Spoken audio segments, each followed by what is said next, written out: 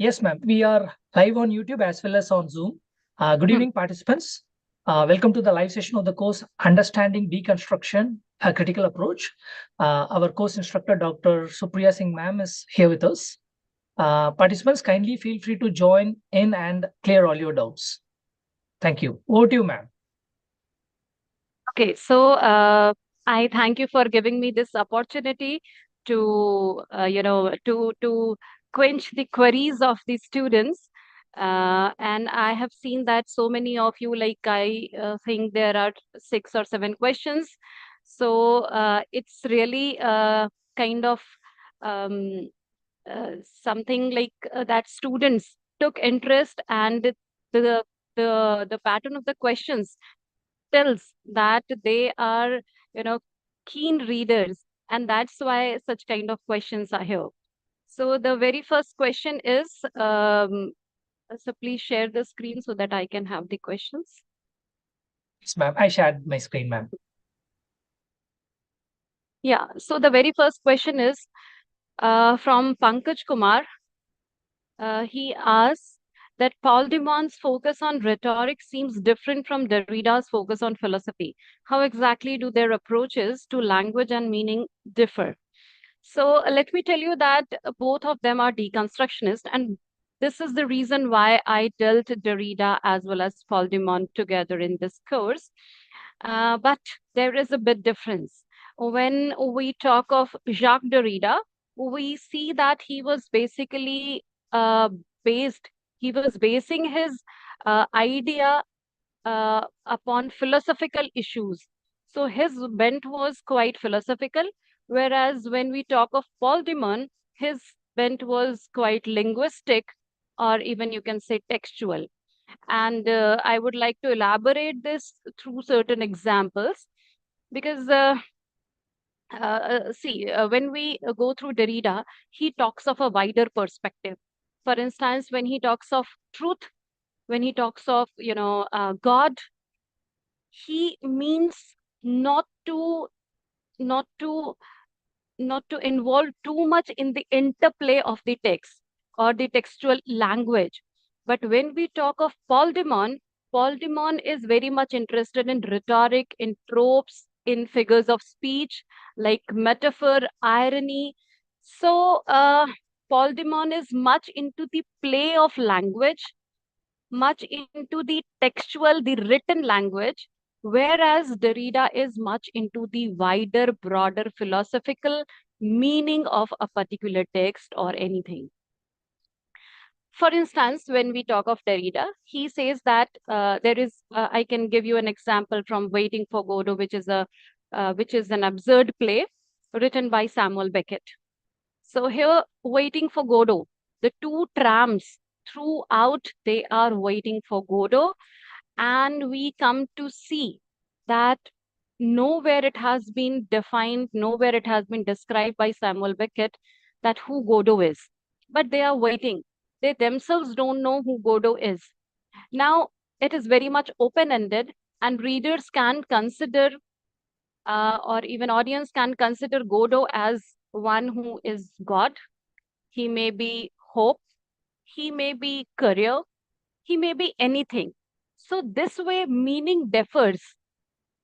Meaning can be different from different audiences, different readers, but Godot is a wider idea. We are not, looking for interplay of metaphor between the language. We are not going for irony in the language. But when we talk of Paul Demon is very much involved in line to line, word to word interplay, where the rhetoric and the trope works. And it works in such a way that it always there beneath the terms, beneath the words, beneath the signs. So rhetoric always works.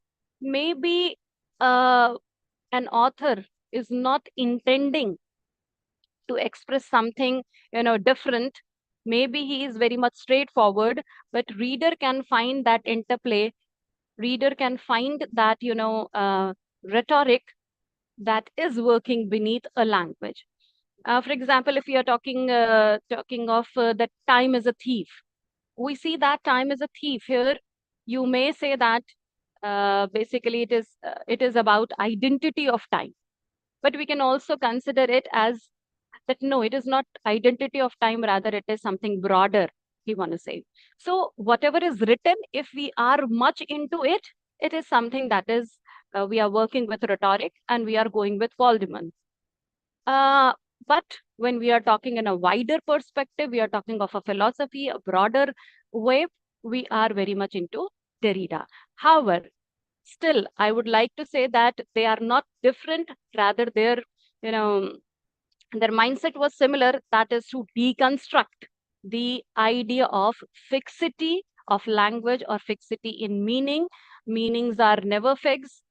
No idea is fixed, and there is very much, interplay is possible, and it depends upon the readers, the postmodern readers, how they interpret, how they see, how their perspective works, how they are very much aware of the political, social, and so much scenario around them. So the wider their knowledge is, the wider perspective they would develop, and in the way, you can say that the interpretation is going to be wider.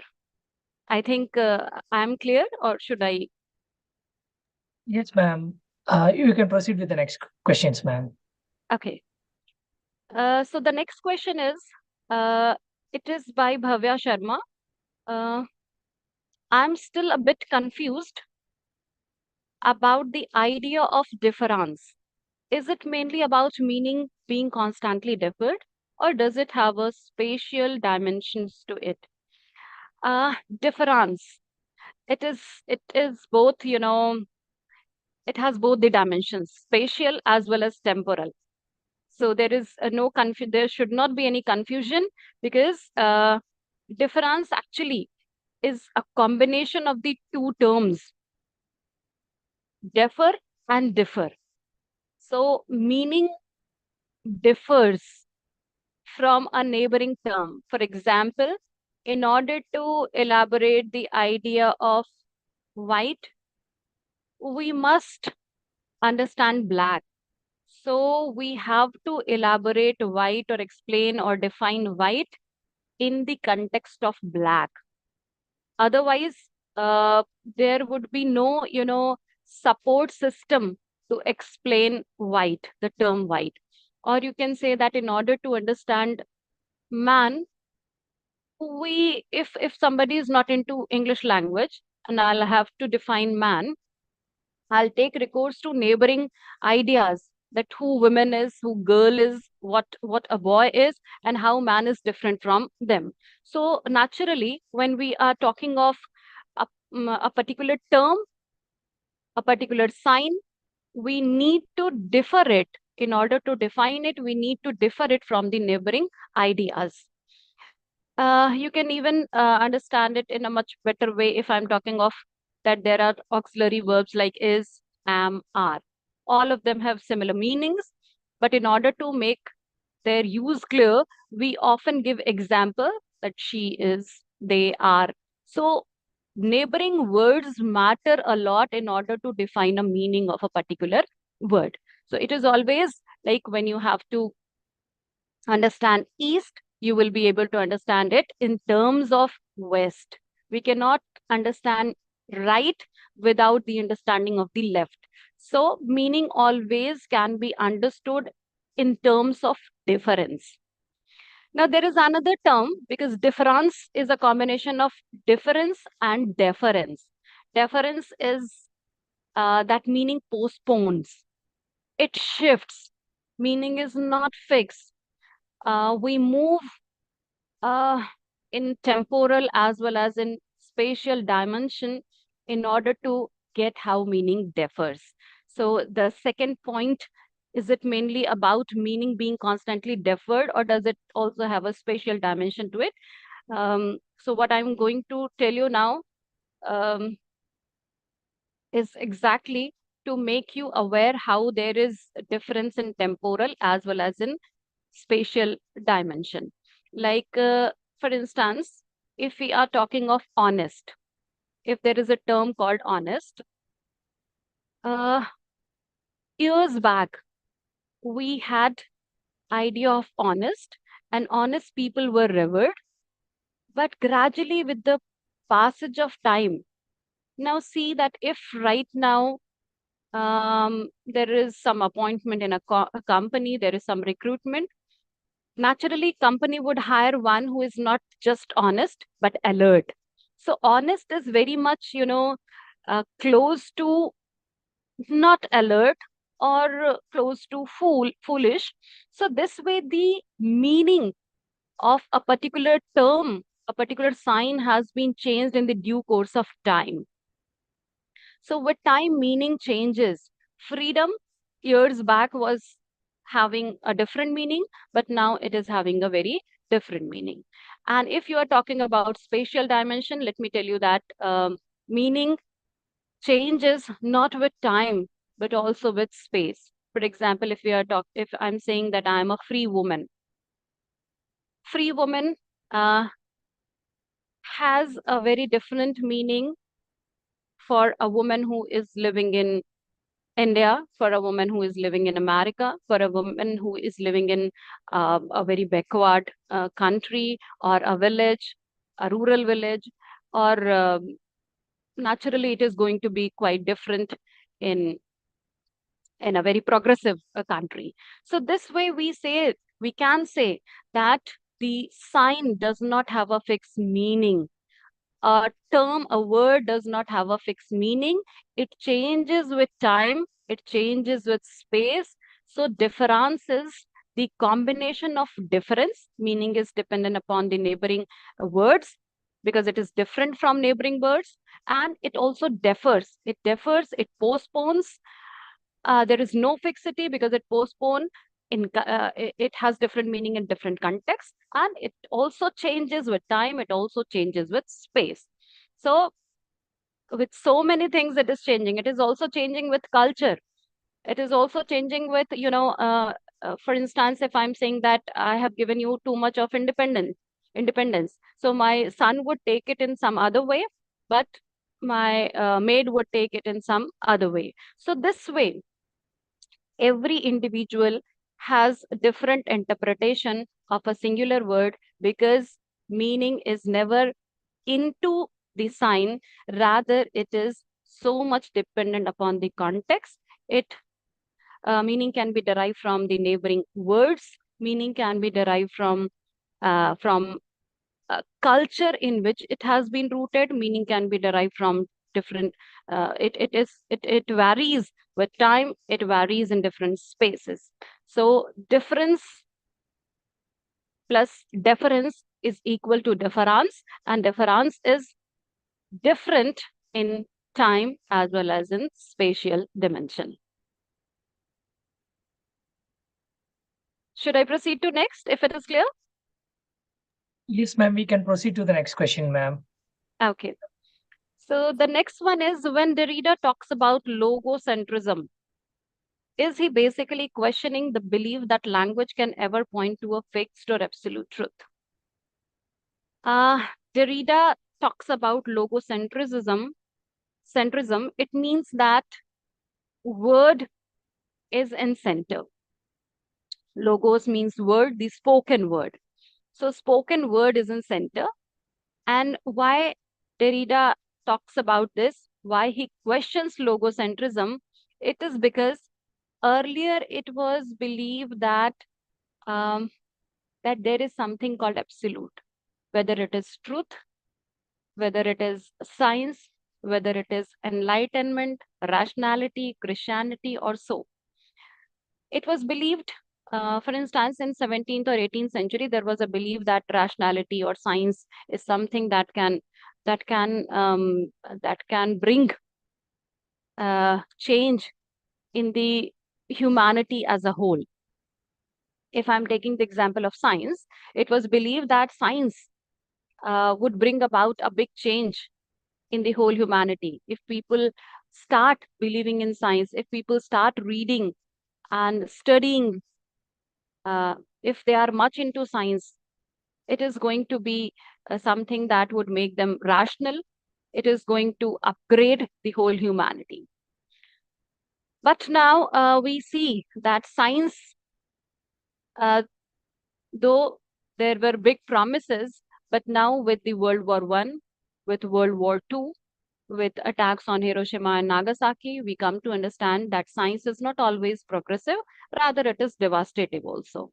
So for some, for those who were preparing or who were building, who were working with weapons, who were selling weapons, it might be progressive, but for those who were suffering, it is devastating.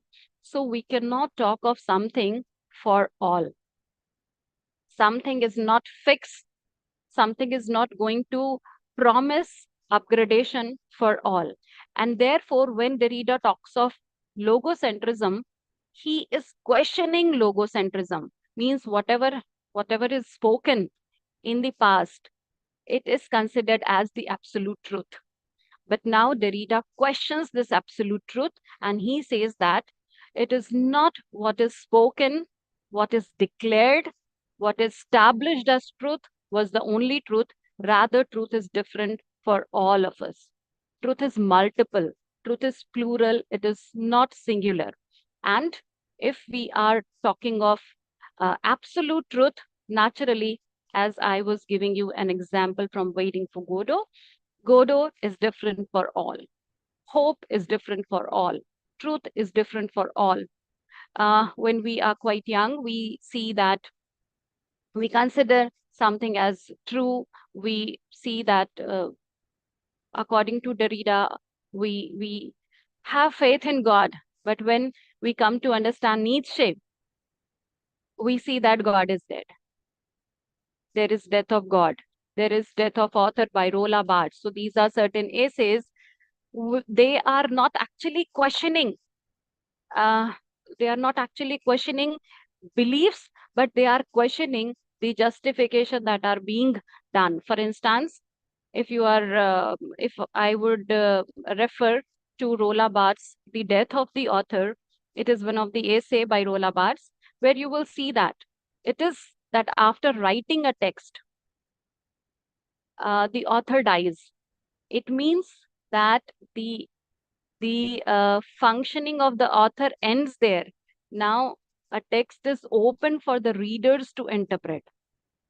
If author is again and again uh, trying to interpret the text, if author would be there in the meaning making process, then naturally uh, the meaning would be quite limited. So a text is something that is open, and therefore there is no absolute truth. So it was in modern age, till modern age, we were believing that there is some absolute truth. There is some science, something like science, which was progressive. There was something like, Marxist idea, which was giving a kind of which would change the regime through revolution. So these are certain umbrella terms or meta narratives. These meta narratives have been called into question with the arrival of Derrida's deconstruction or questioning of logocentrism, which allow us to talk of mini narratives and question meta narratives. So, should I move to the next one? You can move to the next question, ma'am. Okay. So the next question is, I find the concepts of trace and play really fascinating, but also quite abstract. Could you explain how they actually work when we analyze a real text? Trace actually works with sign. Trace um, means there are various meanings of signs. Sign means word, you can say. So in a Derridian term, instead of word, we use sign because word is there in meaning also, and word is a term which we are using in a text also. But when we talk of sign, it means sign is equal to signified plus signifier. So let me tell you that trace is all those meanings which has been or that has been attached till now to a word or to a sign, all those meanings which we are attaching right now in the present, and all those meaning which we may attach to a sign. All of them are trace. For instance, if we are reading a text, or if we are reading a critical theory, if you are reading Derrida, we see that after reading few lines,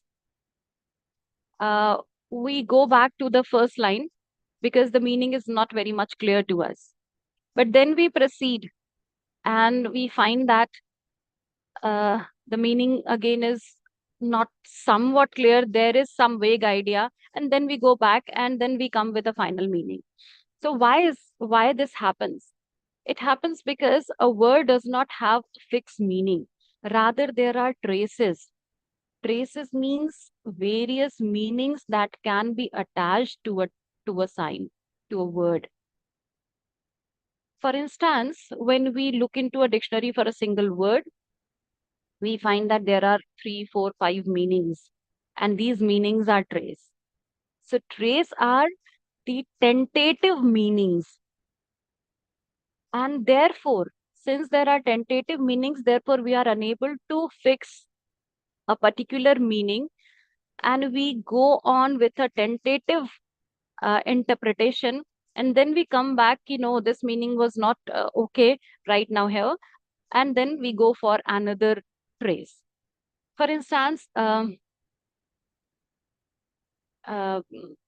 we can see that light, if you're talking of light can be interpreted as knowledge. Somewhere it can be interpreted as grace, and at some other place it can be interpreted as someone who is fighting for certain cause. So he can be symbolized as light. So a particular word has different tentative meanings, and these tentative meanings are considered as trace. And these traces are, according to Derrida, the ghostly presence, because they hover around a particular word in a hazy, ghostly manner. And when we go on interpreting a text, we attach one meaning to it. And perhaps the meaning is not clear, then we come back and then we pick another trace. So this way, trace is, endless. For instance, if I'm saying you are looking pretty, pretty word, pretty is a word where you can easily get the meaning. But if I have a conflict with someone and I'm saying in a taunting, in a commenting way, oh, you are looking pretty, here pretty has some other meaning also. And even a meaning which is not into pretty. And therefore, it is also one of the trace, which is actually not a meaning. So trace is endless. It is a word has a word is a word has traces which are not present in the meaning, but beyond it also. Trace is one, or traces are those which are used before, which are being used now, and it is a sum of all meanings which have been attached to a word earlier in past. It is sum of all meanings which are being, attached right now in the present, and it is also, a sum of all those meanings which are being, which will be analyzed, used, attached by the readers in the future. So trace is endless. And when you are talking of play is actually something that is attached with language, play of language, trace of sign and play of language. So when trace is endless, naturally language is free to play. So with trace, language is playful, it is not fixed. Now, moving to next, I see that there is a question. If someone is just starting to read Derrida and wants to really understand deconstruction, not just through secondary readings, which of his works would be the best place to start? I would like to say that the best place to start is Of Grammatology. Of Grammatology is a work which is translated by Gayatri Chakraborty Spivak. She is an Indian critic, and she has not just interpreted, she's not just translated, but also interpreted the text. Actually, Of Grammatology was earlier. The original work is in French, written by Jacques Derrida, and it has been translated and interpreted by Gayatri Chakraborty Spivak. So it is the best work because it sums up what is there um, in the theory of deconstruction. So it sums up that, as well as it is a commentary and interpretation on what Derrida has originally written. So I think Of Grammatology is the best work to start with. Now, moving to next question. There's a question. I have been trying to understand the connection between deconstruction and structuralism. Does deconstruction build on some of structuralism's key ideas, or does it move in a completely different direction? Okay. The root of deconstruction actually is in structuralism. Structuralism, and then came post-structuralism. Structuralism basically talks of structure, that everything has a structure. For example, family has a structure.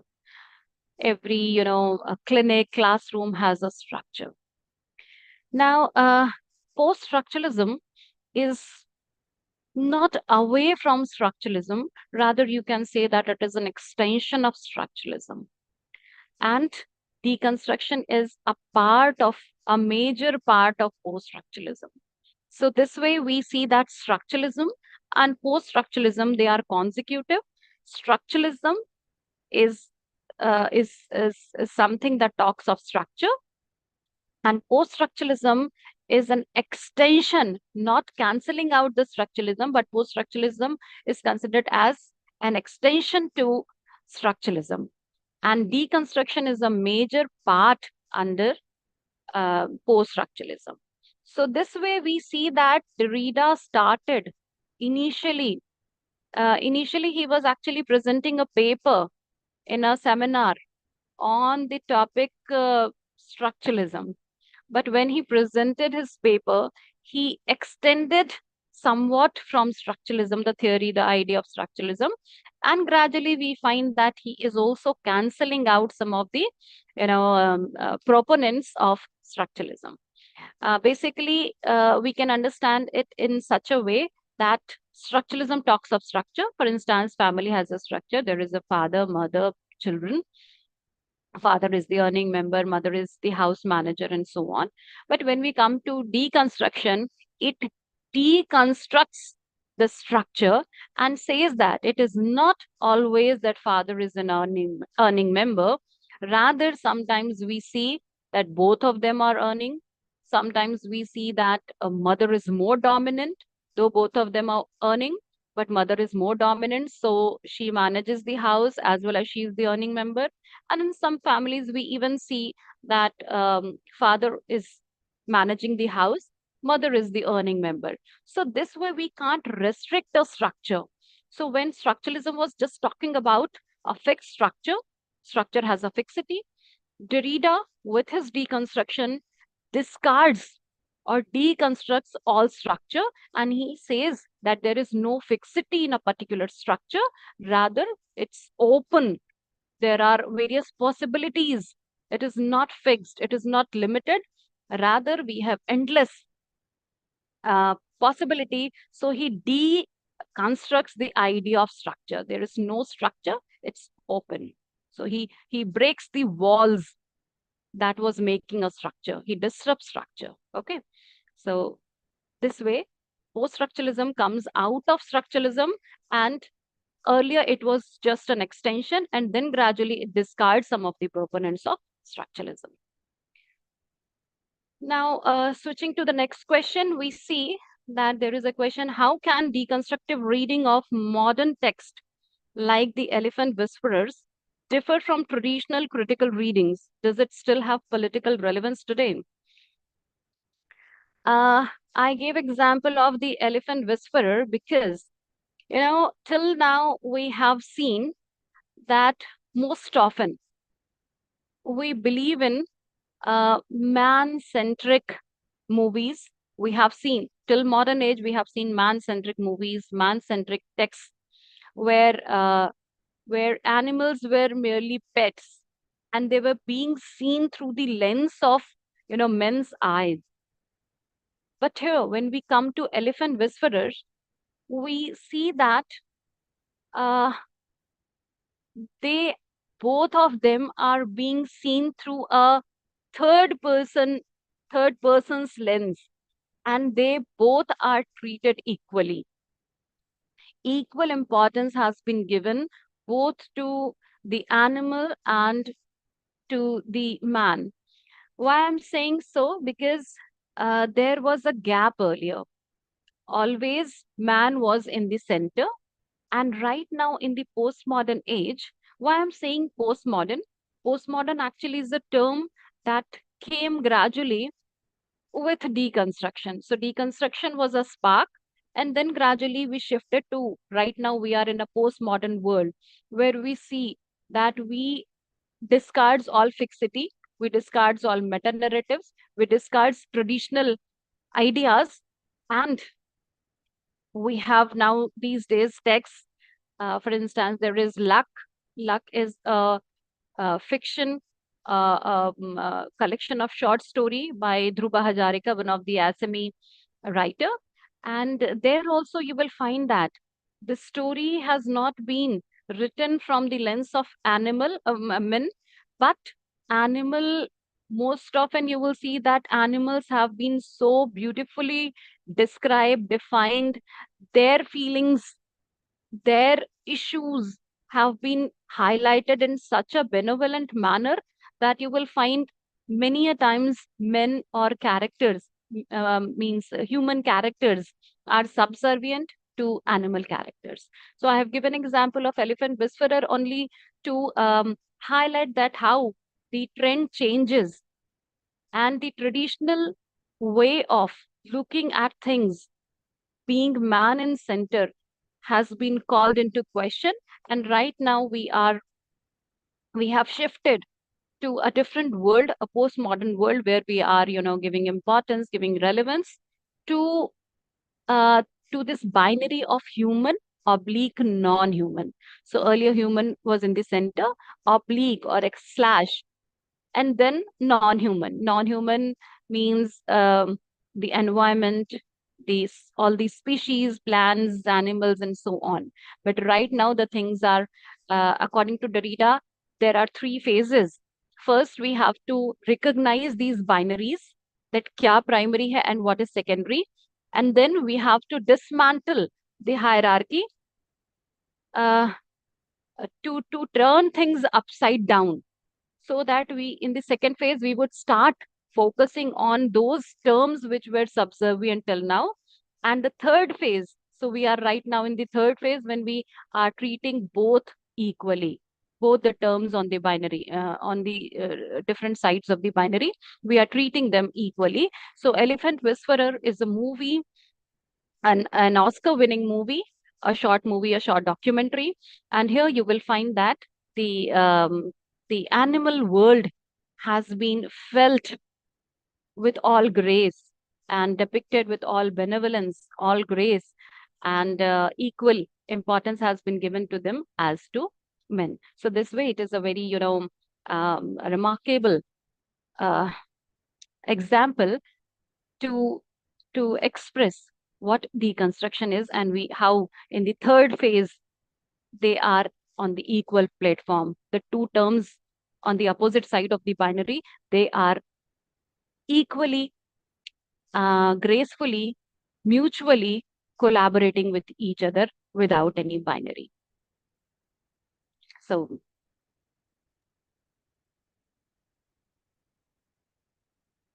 Thank you so much, ma'am. Those were the queries we received, ma'am. On YouTube right now, there are no queries, ma'am. And we expected few students to join, but unfortunately they did not. Would you like to discuss anything in general, ma'am, related to our course? uh, Related to my course or Yeah, related to to this particular course, ma'am. actually, I was interested in deconstruction earlier, but this course gave me an opportunity to read more and more into deconstruction because it was a 4 weeks course. And I'm thankful to Swayam because this this course has uplifted our understanding of the things, and it compelled us to explore the delicacies of the course that we are going with. So I'm quite thankful to Swayam, as well as I would like to convey a message that everybody should read Deconstruction because this is the starting point of postmodernism. And we are right now living in a postmodern world, so we must know how to question. It actually inspires us, motivates us to question everything, to see things keenly, to read between the gaps. Actually, what happens? We see that there is a written sentence. For instance, I'm okay. It is a sentence having one meaning, but if you are well read into postmodernism, you will read it that it can be also said in a different way. I am okay. So the two are different. I'm okay. I am okay. So it means the second one is saying that you are not that okay. So there are gaps, and postmodernism or deconstruction teaches us to explore these gaps and to explore the endless meaning of a word, of a term, of a sign. So I'm thankful to Swam and thankful to you also, sir, for organizing this session Sure, ma'am. wonderfully. So can we conclude now, ma'am? Okay, sure. Right now. Thank you so much, ma'am, for this live doubt clearing session. You have explained all the queries posted in a very detailed manner with a lot of examples. It was very useful and informative, and we hope our students watch the YouTube recordings and benefit from it. So we are closing the session now, ma'am. Thank you, ma'am. Thank you. Thank you so much. Yes, ma'am.